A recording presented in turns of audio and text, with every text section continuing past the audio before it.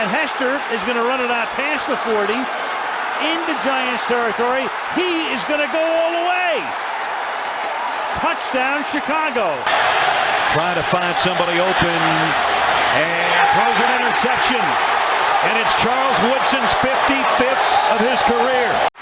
Dives for the touchdown, San Francisco. I want to play desperately, and I'm going to try to drive everyone nuts till they give me a shot. Favre threw an almost impossible 336 career interceptions. See that? Yeah. We have here the Brett Favre interceptions calendar. It's the lovable kicking bear doll. And guess what? It comes with its own goalpost. Isn't that neat? Double doink.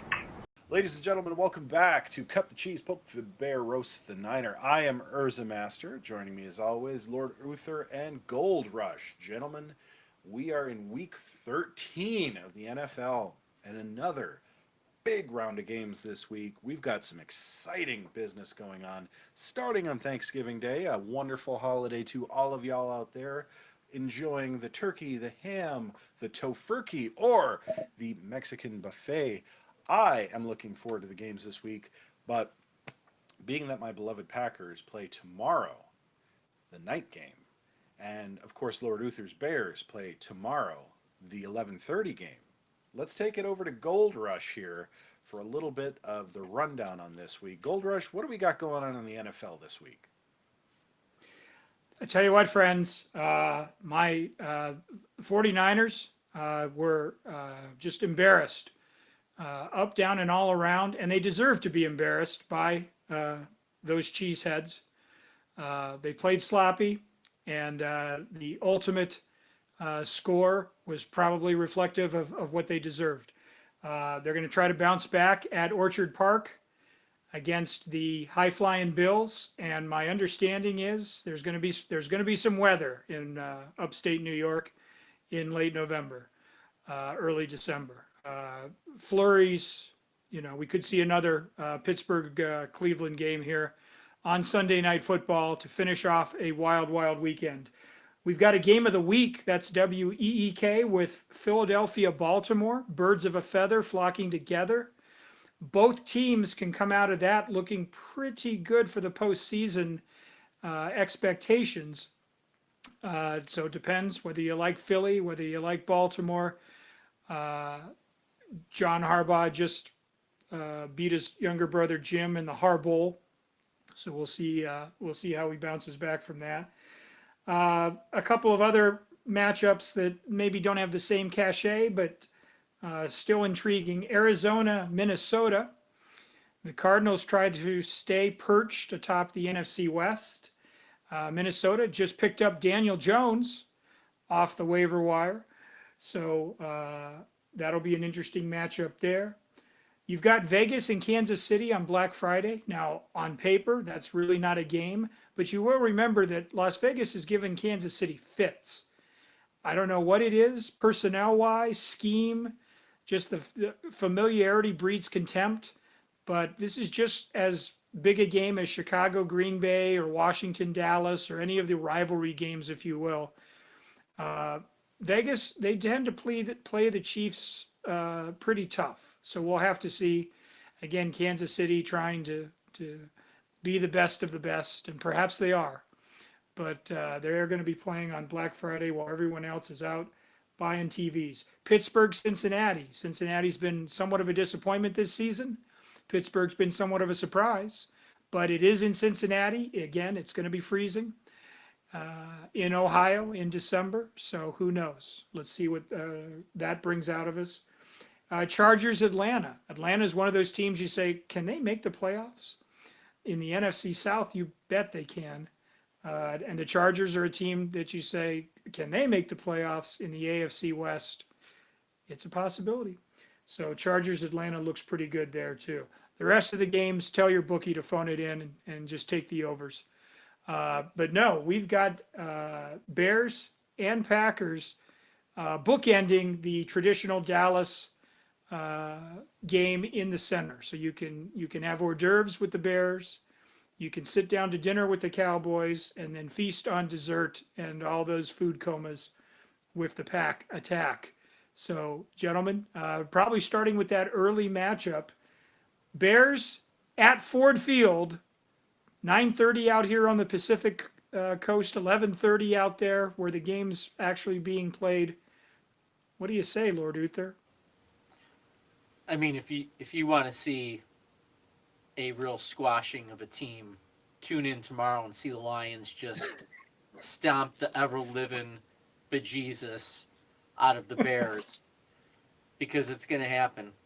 Let me say this, though, because this is a question I'm going to throw back to you in a second, Gold Rush. Kind of. It has to do with QBs. Caleb Williams did two things last week that gave me a lot of hope. One of them was he was rolling to his right. He had DeAndre Swift down the sideline and just gave him the perfect pass to catch. And it was a natural ability play is about the best way I can put it, right? It's just something he did with his talents. Then he had another play where a lineman was diving at his legs and he jumped over that defensive lineman and got to the sidelines. Just, again, natural ability, skill set. Even my phone liked the play. It had to kind of chime in on that. So I'm having some hope from what I'm seeing from Caleb Williams, which is a good thing as a Bears fan once they make, some coaching changes. So with that being said, I knew the Bears were going to lose. Any close situation now, that's just the way the season is going. They're not going to pull out the game. It's hopeless. But Gold Rush, here's my question. If I am correct, Brock Purdy is in the last year of his rookie contract. Is that correct? That is correct. Are they going to sign him for big bucks? Is he going to take run-of-the-mill, middle-of-the-road contract? And here, let me give you an outsider's perspective just real quick. I think they need each other. I think he needs San Francisco, and I think San Francisco needs him. The question is, do you give him a ton of dough? Can he go somewhere else and produce like he kind of has for the Niners?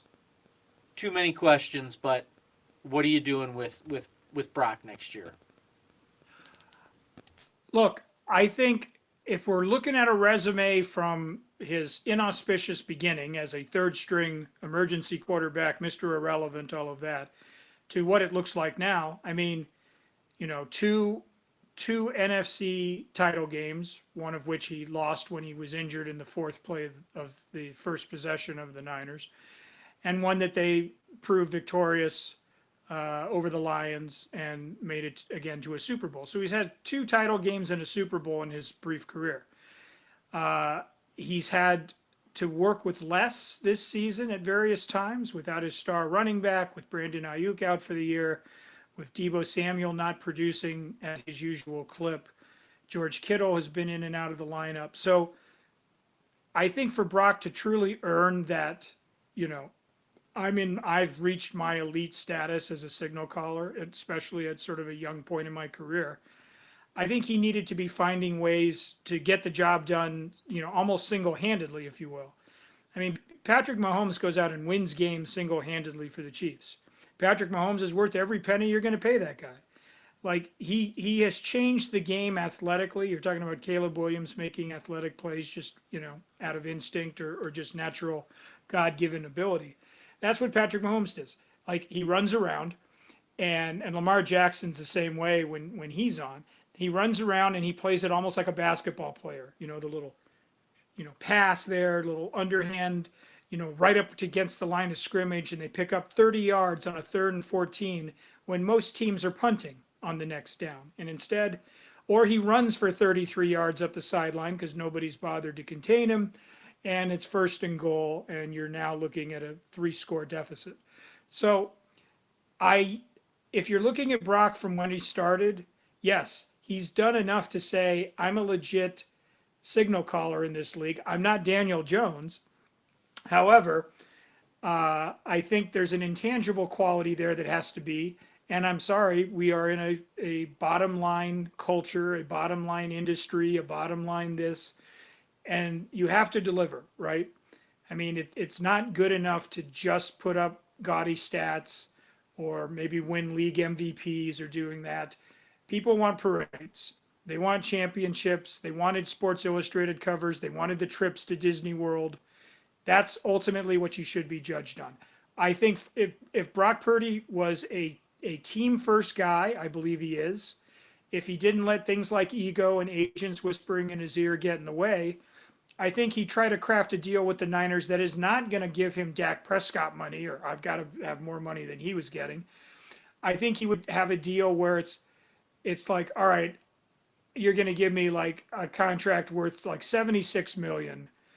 Some of it's deferred, a lot of it is going to be guaranteed because this is a fragile business, as we know.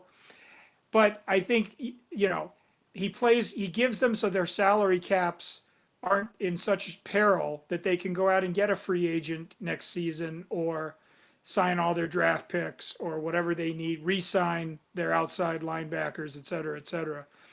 I really believe he's a team first guy. I think Peyton Manning's reputation throughout the league was kind of that, where he wanted the team around him to be better. And so he was willing to take those extra measures to make sure that he was on a competitive team.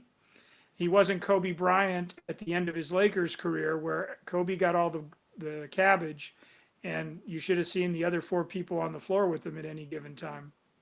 God rest his soul. So yeah, I think he's getting paid. He's not going to get paid $3 bills.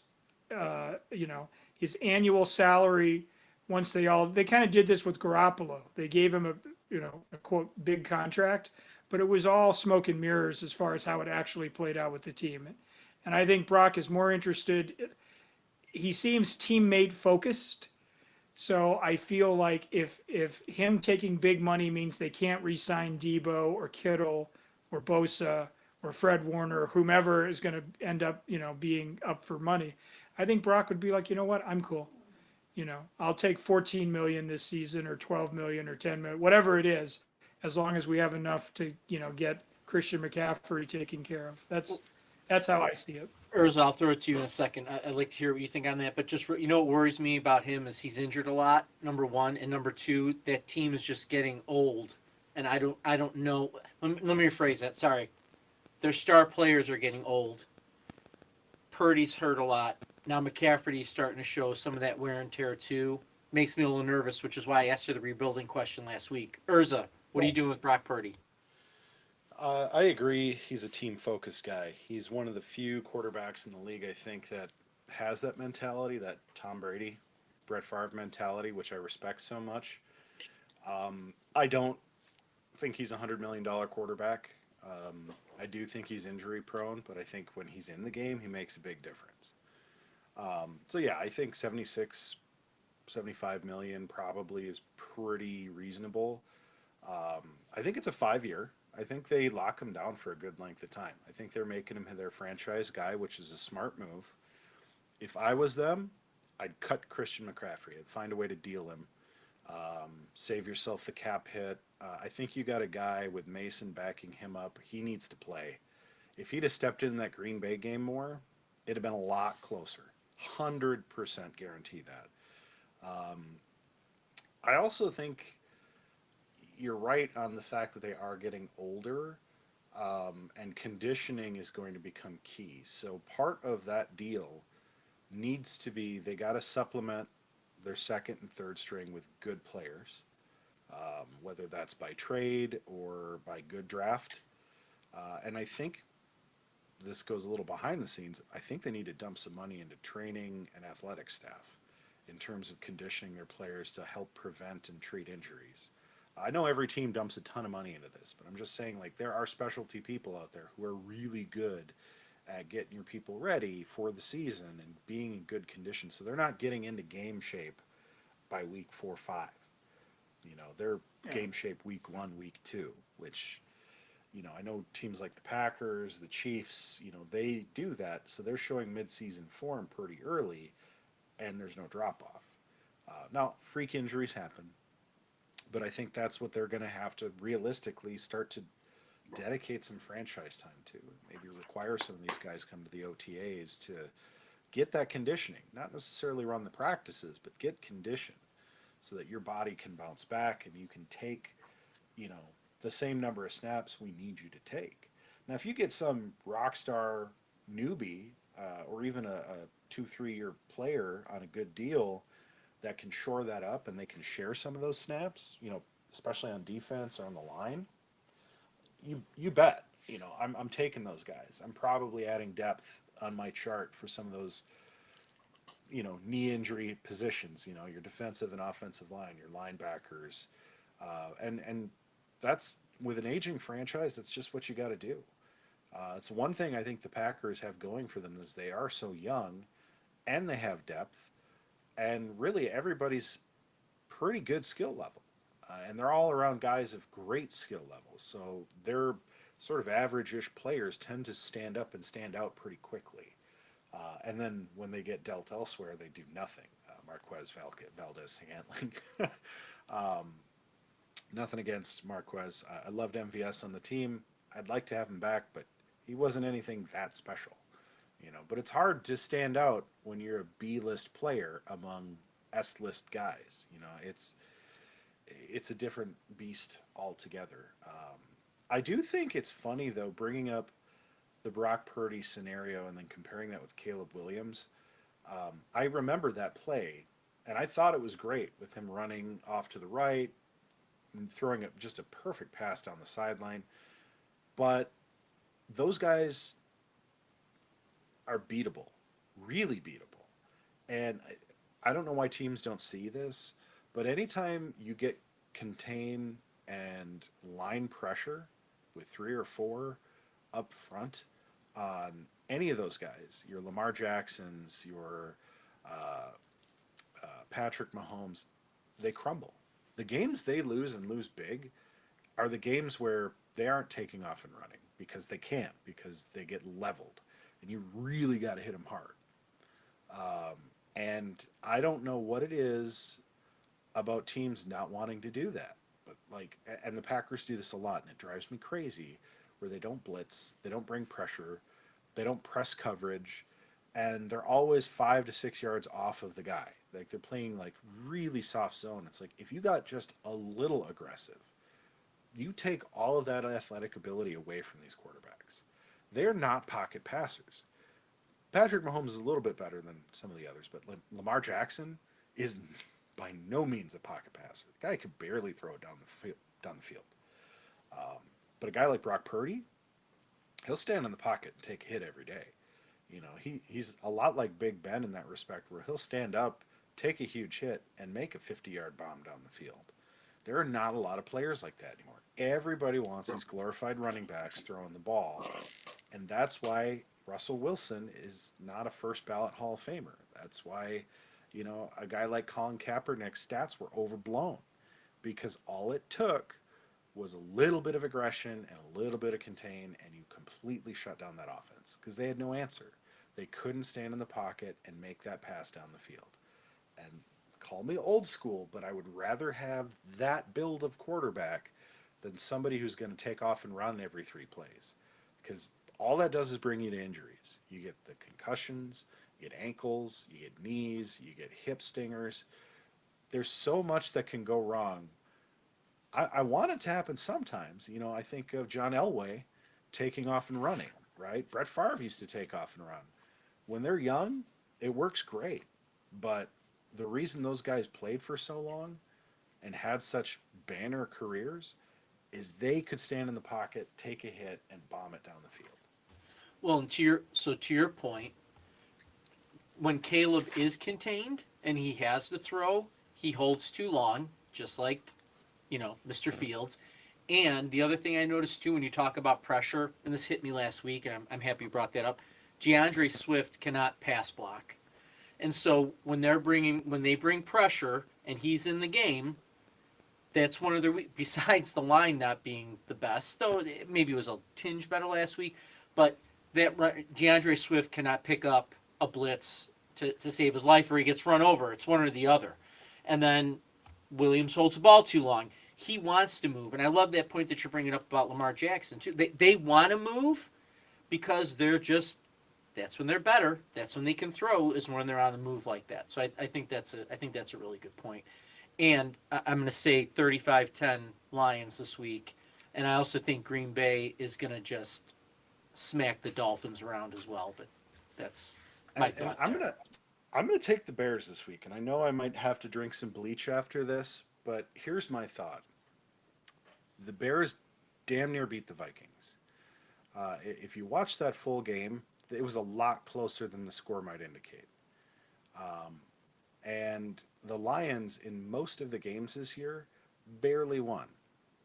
I think the Bears are built defensively well enough that if they can get a little bit of luck on offense, they could win that game. It's gonna be a lot closer than anybody wants it to be. I'm going to take the Bears 27-23 over the Lions in a shocker upset in Detroit. Whew. What about you, Gold Rush?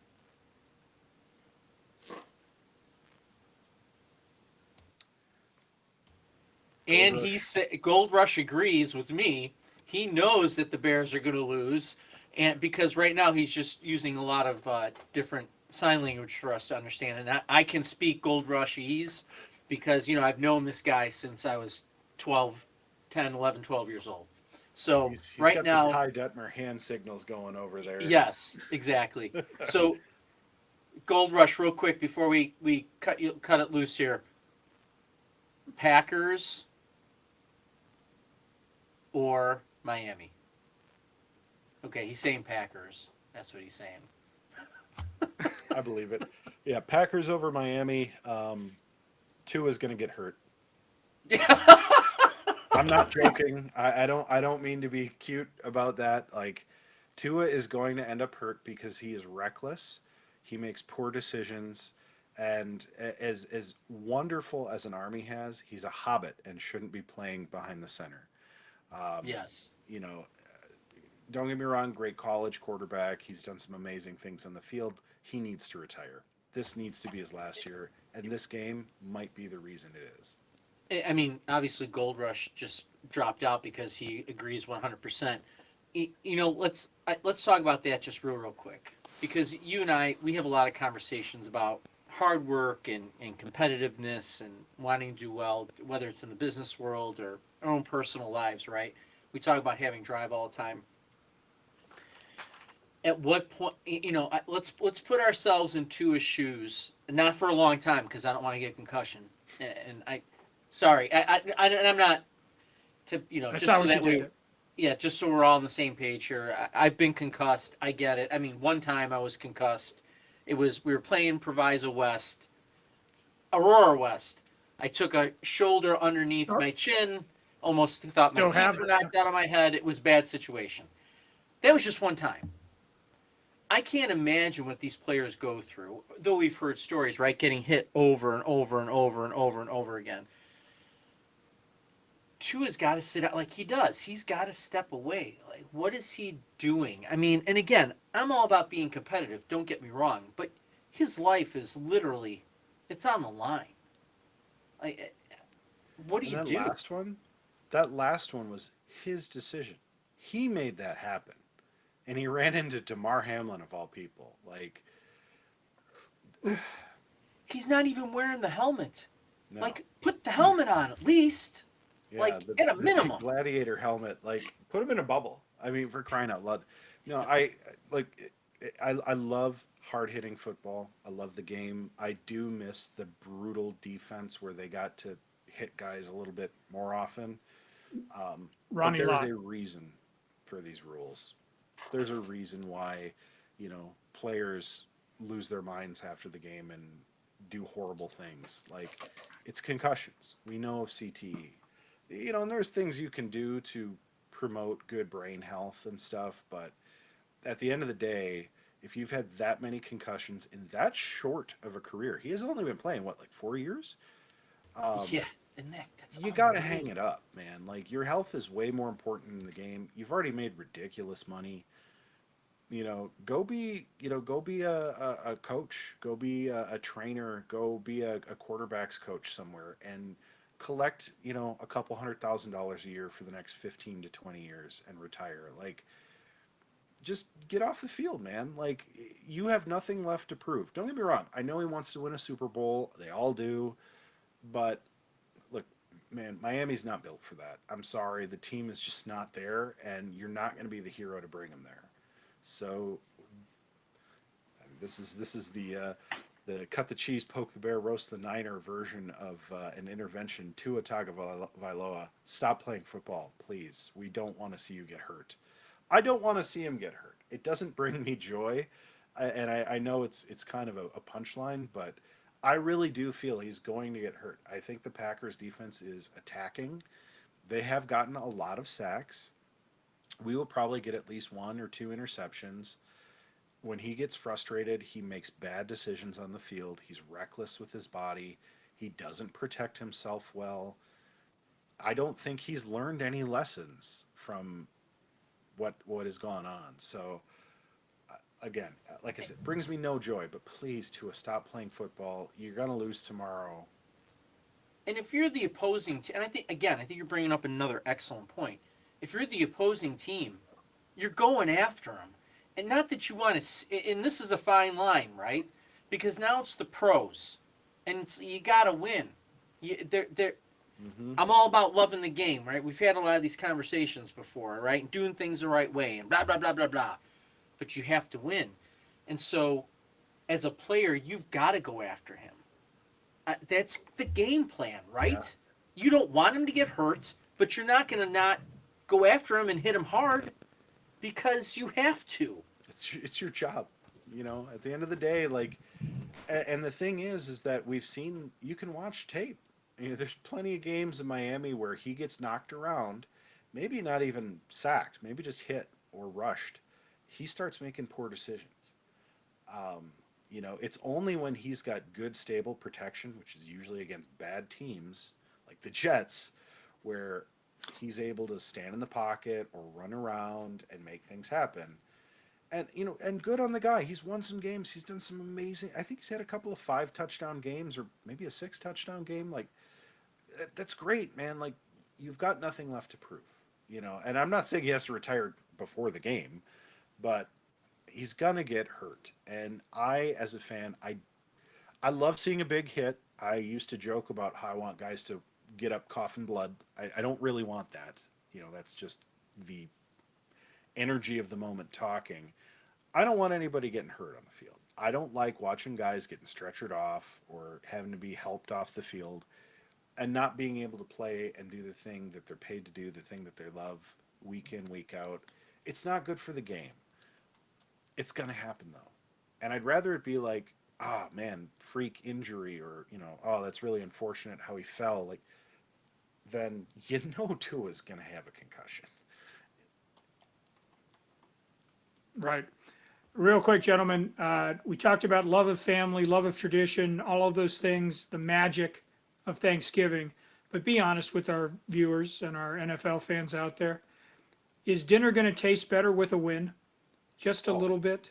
Oh, it always tastes better when the Cowboys lose and the Packers win. It always tastes better. That turkey tastes so much better. And if your team loses, that L-tryptophan hits so much harder, and you are napping by halftime. One last thing. I miss John Madden and Al Michaels doing Thanksgiving Day football. Was there anything better, boys? Was there anything better? I don't know. No, Madden and Thanksgiving. I'm so glad now that every year it's sort of dedicated to him now that he's passed. May he rest peacefully. I feel so very fortunate that I got to see so many games called by John Madden. And I really saw him in his twilight years. You know, I saw him with Pat Summerall. I saw him with Al Michaels. Those two matchups in terms of commentary were amazing. Right. No, Al Michaels too. I'll give you that there. No, he was indeed one of a kind, and I'll be gritting my teeth on Sunday listening to Tirico and Collinsworth call the football night in America. I can't lie. I like Tirico and Collinsworth. I do. It's an odd couple matchup, and it works. I would much rather have Romo and Nance. Don't get me wrong. That's the perfect combination. And Brady's doing really good too. But you know, I'm a sucker for a plucky comedic duo calling football. And Collinsworth, is there anybody who's like more excited about the game like he doesn't know what's going on all the time? Like the dude used to play, but he seems like he really has no concept of what's happening most of the time. It's really enjoyable. And don't forget, the shin is above the ankle, folks. The shin's above the ankle. Look, and I miss Dennis Miller just being in the booth, just because just that one season was so joyous, because I don't think he really knew what was going on either, but cha-cha, he just added his little stuff here and there. No one in the booth knew what he was talking about. It was some epic, beautiful times for that too. You know, I'm gonna put this one out to you guys. I know we're running up on time, but could you imagine? We think about washed-up quarterbacks who been away from the game a while, maybe did a dabble here on reality TV, maybe did some things, but really were nice students of the game and would bring a very unique perspective. What about a Jay Cutler announcer?